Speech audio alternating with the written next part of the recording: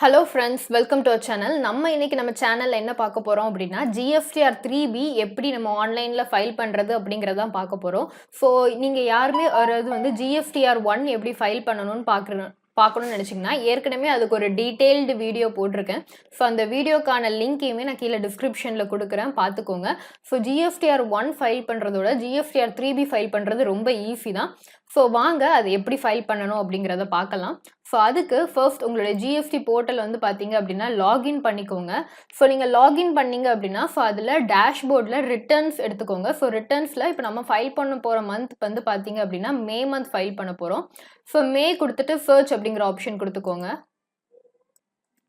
So இப்போ search option கொடுத்தேன் அப்படின்னா நான் GSTR 1 கரெக்டாக ஃபைல் பண்ணிட்டேங்கிறனால ஃபைல்டுன்னு வந்துடுச்சு.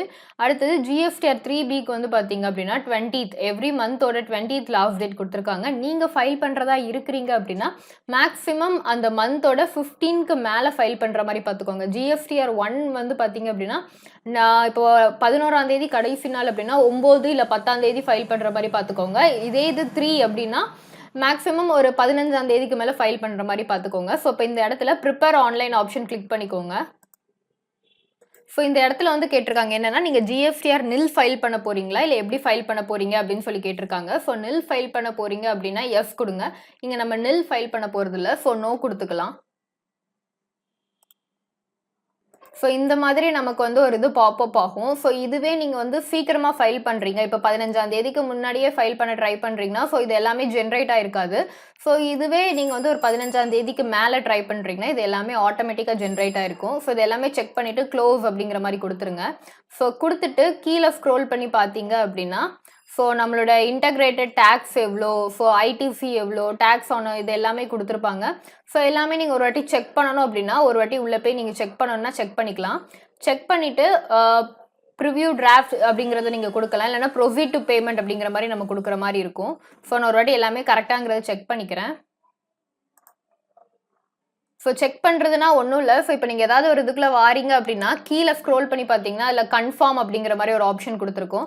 ஸோ அந்த கன்ஃபார்ம்ங்கிற ஆப்ஷனை நீங்கள் கிளிக் பண்ணுறீங்க அப்படின்னா அது செக் பண்ணுற மாதிரியான அர்த்தம் தான். ஸோ இப்போ நம்ம எல்லாமே செக் பண்ணிவிட்டு இப்போ make payment proceed to save GSTR 3B அப்படிங்கிறது இருக்குது.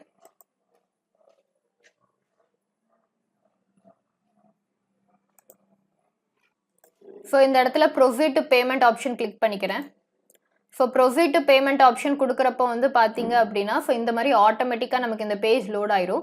ஸோ இந்த இடத்துல எனக்கு இப்போ ஏதாவது நான் லேட் ஃபீஸ் இருந்துச்சு, இல்லை எனக்கு இது டேலி ஆகலை, ஸோ இப்போ ஏதாவது நான் டேக்ஸ் பே பண்ணுற மாதிரி இருந்துச்சு அப்படின்னா இது காமிக்கும். ஸோ இல்லை எனக்கு எந்த டேக்ஸும் பே பண்ணுற மாதிரி இல்லை. ஸோ இதுக்கு அடுத்தது make payment and post credit to ledger அப்படிங்கிற மாதிரி ஆப்ஷன் கொடுத்துக்கோங்க. கொடுத்தீங்க அப்படின்னா ஸோ இந்த மாதிரி ஒரு வார்னிங் வரும். ஸோ இதில் எஸ் கொடுத்துக்கோங்க.